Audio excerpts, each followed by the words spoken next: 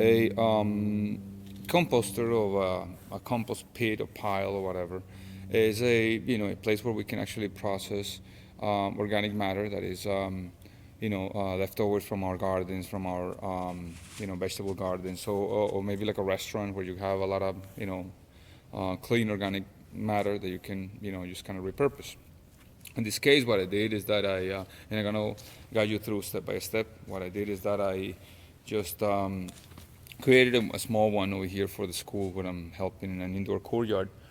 Something to teach the kids about nature and how they can work with nature.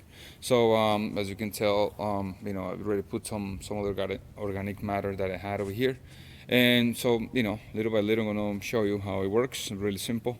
I hope you like it. To build this composting pile, I'm going to start by making 4 holes. Those are going to be my posts. And it's going to be a really simple way of making a composting pile. I mean, I'm going to use some Kettle Farm mesh and then I'm going to use a wire. I'm going to, I'm perforating here with this type of post digger, making 4 holes for the 4 posts. I'm just going to go like 35-inch high maximum. And the idea with that is that we can wrap it around with a mesh and some staples. And we can start helping composting here now that I'm in the indoor courtyard of the school. I will be able to use all that organic matter for the nutrients and stuff like that we need for the gardens. All right, and once we have our 4 holes dug out, we proceed to install the posts. The posts were leveled really well, and they're nice and straight and making a nice square. Let's see if I can put it here. So they're not that high because I used like 4 feet. So you can buy like 2 96 inches long posts 4x4 and cut them in half. I have 2 that were fairly old and the other ones are new. They were dry for a long time. So what we're gonna do is gonna wrap it around with the mesh or the wire, and so we can create that air flowing through it. It's not gonna be as high as normal because the mesh itself right there is like 48 inches, and this thing is like 30 something inches. So I'm gonna cut the excess in the bottom. All right. So what I'm doing now is actually wrapping around the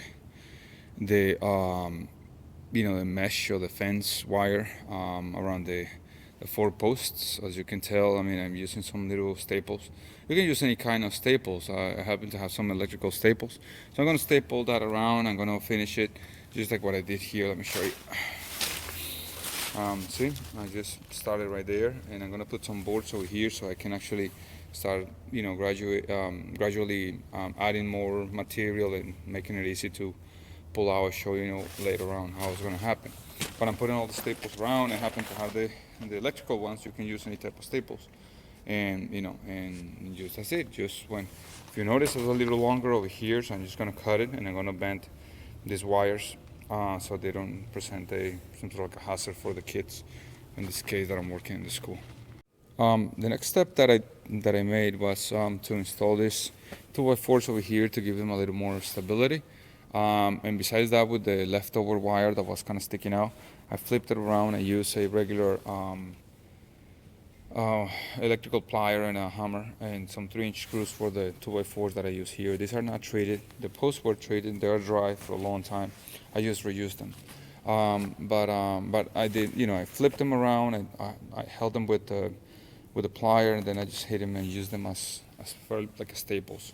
So it's a little more secure, and you don't have that much exposure over here of the spiky things. And so now what we're gonna do is the different sections over here, to access the compost pile.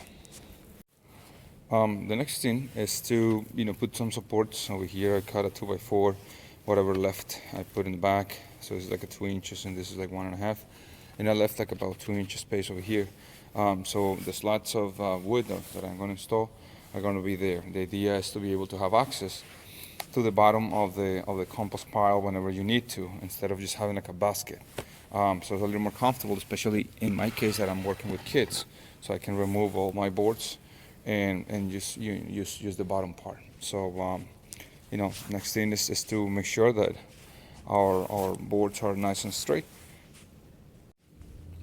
All right, so the next thing that we have is to start filling it up with organic matter. For that, I have a lot of leaves around, a lot of leftovers from the garden that we're building over here. And so the next thing again is just make sure that we have enough material inside. The air is going to work around it and it's going to help us with Mother Nature.